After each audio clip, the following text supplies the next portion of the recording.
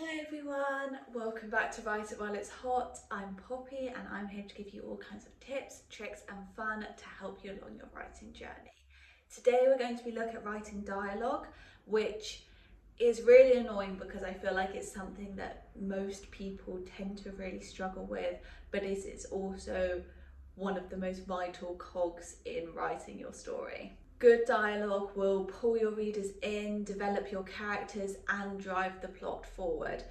But writing dialogue that feels natural and authentic is really difficult. And bad dialogue, I think we've probably all read some kind of story that has a conversation or a piece of dialogue that really just pulls you out of it. You think this is not realistic at all and kind of puts you off the book, which is what we want to avoid. So in this video, hopefully I'll be able to give you some tips that will help your characters jump off the page and become much more lifelike thanks to dialogue. So the first and most important step to writing dialogue is to make it feel natural, like something a real person would actually say. Here's the catch though, real conversations are messy and often are full of filler words, tangents and people stuttering or messing up what they're trying to say, and you don't really want to read all of that in dialogue. So it's kind of creating this balance of something that sounds natural but isn't completely a replica of an actual conversation that would happen in real life. A good tip I have for this is just to listen to people's conversations and how they talk in real life. So notice pauses and interruptions and patterns of how people don't always finish their sentences or tend to over explain themselves, and then mimic these patterns in your dialogue to give it authenticity. It's really important with this to think about your character and how their speech will reflect their personality. In To Kill a Mockingbird, Harper Lee gives us the character of Atticus Finch, who's kind of the peacemaker, the law authority, and his dialogue in turn feels calm, authoritative, and realistic for his character. You never really understand a person until you consider things from his point of view, until you climb inside of his skin and walk around in it. The simplicity and honesty of his speech is really impactful and feels true to his character. If Scout, for example, turned around and said that, it would feel a lot less realistic because that's not true to her character. If you really feel investigative, I would maybe transcribe some of a conversation you've heard and then highlight parts that feel natural and engaging, and then look at what they've done in their natural speech that you can then mimic in your story. Now, one of the golden rules of writing is show, not tell, and this applies to dialogue especially. Great dialogue doesn't convey tons of information, but it does reveal character and subtext.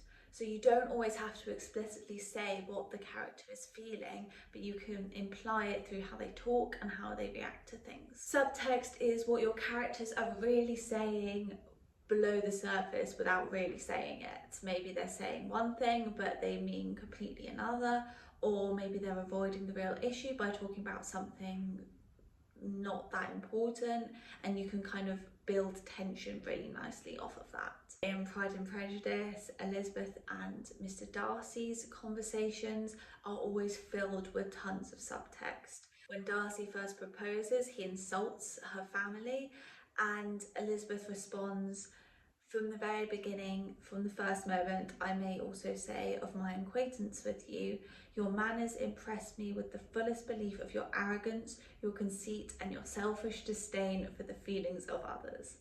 I love that so much. But though she rejects him, the undercurrent of attraction to him really builds the tension and makes the dialogue far more engaging as the reader is so emotionally invested in it. A fun activity for this is to take your characters and to write a scene of dialogue between them where there's a clear topic or theme, but they are talking about something completely different and avoiding the matter, and how you can play with that. As I said before, dialogue is a great way to show who your characters are and to reveal and reflect their own personality. So the way someone speaks really can tell us a lot about their personality, their background, and their emotional state. So whether it's their word choice or their sentence length, their tone, you can add accents in there. Your character's speech should really reflect who they are. Now, no two characters should sound exactly the same, and this will also help you a lot of times if you're someone that struggles with making it clear who is speaking at once without kind of doing the he said, she said, he said, she said. Um, Make their voices sound unique to them so it is clear who is speaking without having to clarify. I mean, obviously, it's good sometimes to clarify, but yeah. So maybe one person speaks in short, clipped, snappy sentences that are to the point, while another character is more eloquent and verbose. Maybe you have a shy character who doesn't like to speak that much, and when they do, they kind of really over explain themselves and try to make themselves understood. And really give each character a distinct way of speaking so your readers can recognize them instantly just by their dialogue. So in The Catcher in the Rye, Holden Caulfield's voice is really quite unforgettable. I'm the most terrific liar you ever saw in your life. It's awful. If I'm on my way to the store to buy a magazine even and somebody asks me where I'm going, I'm liable to say I'm going to the opera.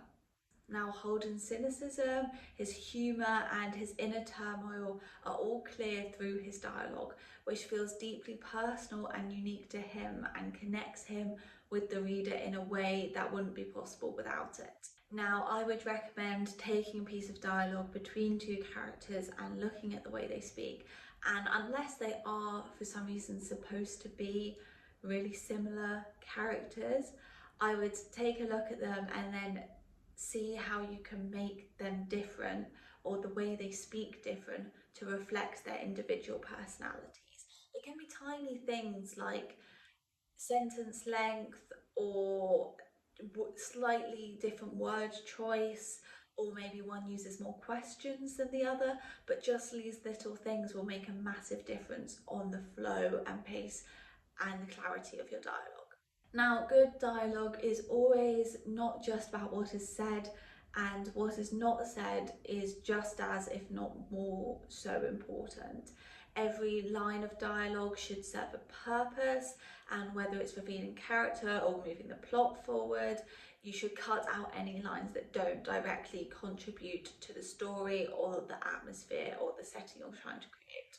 In real life, people spend a lot of time engaging in small talk and general chit chat, but in fiction, that is really boring. Every line of dialogue should feel natural and like someone would naturally say it, but it should also push the story forward and reveal something important. For example, in The Road by Cormac McCarthy, dialogue is really sparse and minimal, but every word is super vital. We're going to be okay, aren't we, Papa? Yes, we are. And nothing bad is going to happen to us? That's right. The brevity of this conversation not only mimics the bleakness of their situation, but every word carries all the more weight because there's so few of them. Now, dialogue doesn't exist in a vacuum, and what your characters are doing while they speak can say just as much as the actual words themselves. Add actions, gestures, facial expressions to enhance the meaning of your dialogue. Sometimes what a character says versus what they're actually doing can contradict each other, which actually works really nicely to reveal character and can add either a bit of tension or a bit of humour and relatability to the scene. For example, a character might say they're fine, but they're clenched fists or they avert their gaze, and that tells another story. It adds layers to your dialogue and also helps readers understand different characters on deeper levels. For example, in A Streetcar Named Desire by Tennessee Williams, Blanche often speaks with a veneer of charm and politeness, but her body language and nervous habit reveal her inner distress and allow us insight into her overall character. I don't want realism, I want magic. Yes, yes, magic. I try and give that to people. I misinterpret things to them. I don't tell the truth. I tell what ought to be the truth. Now, while Blanche says she wants magic, her frantic movements and agitated state show the emotional desperation behind her words. Now, a good way to try this is to write a scene where a character's dialogue directly contradicts their body language, and then you can kind of look at how to use this to create tension or to reveal deeper truths about your character. Now, conflict is often the heart of whatever fiction you're trying to write, and dialogue is one of the best places to show that tension. So whether it's a heated argument or a passive aggressive comment, or even an awkward understanding, conflict in dialogue is what's going to keep the readers engaged. Now, in real life, arguments are often messy and people talk over each other or refuse to answer each other or don't listen or scream. And in fiction, you can use this dynamic to create tension between your characters. Let them clash and cut each other off and withhold information and keep the stakes high. Just make sure it's written out in a way that is easy to read, because as much as you want it to be messy, you still want it to be understandable. This is where I would recommend getting kind of a beta reader or a secondary reader who can kind of just proofread little sections and let you know whether that makes sense to them or whether it's kind of gone too far down the messy route and you don't really understand what's happening. For example, the conversation between George and Martha in Who's Afraid of Virginia Woolf by Edward Albee is a masterclass in conflict. Martha: I swear if you existed, I'd divorce you. George: well, just stay on your feet, that's all. These people are your guests, you know. The biting back and forth between the characters is full of tension and hostility, which reveals their cracks in their relationship. A good activity for this is to take a piece of dialogue you've written where two characters are in conflict and kind of try to find 3 to 5 points where you can add or twist something slightly that will escalate the tension through their dialogue and help to hint at something that is going to kind of blow later. While it is a common sticking point for a lot of people, writing dialogue can be one of the most rewarding aspects of storytelling. As we've said, it really is vital to kind of bringing your characters to life and making them seem like fully fledged people rather than just someone on the page.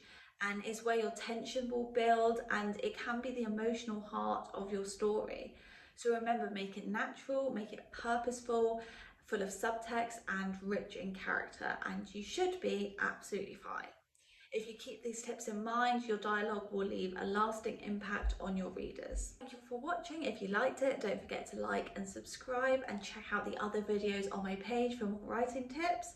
If you have a suggestion for any type of topic you want me to cover, don't forget to leave it in a comment down below and I'll try to get round to it. But until then, I'll catch you in the next video. Bye.